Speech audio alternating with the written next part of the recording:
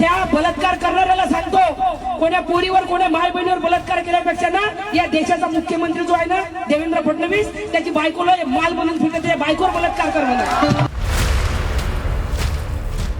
मुख्यमंत्री देवेंद्र फडणवीस यांच्या पत्नी अमृता फडणवीस यांच्याबद्दल गायिका अंजली भारती यांनी केलेले अत्यंत अपमानजनक आणि विवादास्पद विधान सामाजिक माध्यमांवर चर्चेचा विषय ठरले आहे। या विधानाच्या निषेधार्थ शिवसेना उद्धव बाळासाहेब ठाकरे गटाच्या महिला आघाडीच्या वतीने माजी महापौर किशोरी पेडणेकर यांनी अंजली भारतींवर टीका केली आणि अशा प्रकारच्या भाषणाचे गांभीर्य अधोरेखित केले। अंजली भारती ज्या बौद्ध अनुयायी आणि विद्रोही गायिका म्हणून ओळखल्या जातात, त्यांनी युट्यूबवर दीदी अंजली भारती नावाने जवळपास 5.6 लाख सबस्क्रायबर्ससह व्हिडिओ प्रकाशित केले आहेत। त्यांनी आधीही डॉक्टर बाबासाहेब आंबेडकरांवर गाणी गायली आहेत।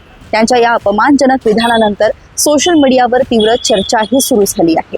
त्या बलात्कार करणाऱ्याला सांगतो, कोण्या पोरीवर कोण्या माय बहिणीवर बलात्कार केल्यापेक्षा ना या देशाचा मुख्यमंत्री जो आहे ना देवेंद्र फडणवीस, त्याची बायकोला माल बनवून फिरते, त्या बायकोवर बलात्कार कर म्हणा।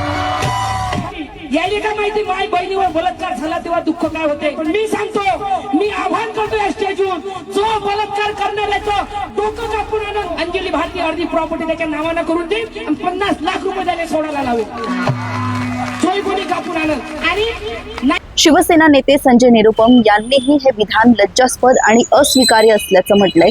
तसेच मातांच्या आणि बहिणींच्या सन्मानाविरुद्ध असे वक्तव्य करू नये असं आवाहन केलंय। सामाजिक कार्यकर्त्या चित्रा वाघ यांनी ही घटना समाजाच्या अधःपतनाचे चिन्ह असल्याचं सांगितलंय आणि संविधानाच्या माध्यमातून योग्य कायदेशीर कारवाई करण्याचे महत्त्व अधोरेखित केले आहे। या प्रकरणावर सामाजिक आणि राजकीय स्तरावर तीव्र प्रतिक्रिया उमटली आहे। शिवसेना महिला आघाडी, संजय निरुपम आणि इतर समाजसेवी यांनी या घटनेची कडक निंदा केली असून लोकशाही आणि सन्मान यासाठी योग्य कारवाई होणे आवश्यक असल्याचं आवाहन केलंय। अशाच घडामोडी व अपडेट्स मी ऐश्वर्या आपल्यापर्यंत घेऊन येत राहील। तोपर्यंत बघत राहा देशोन्नती। नमस्कार।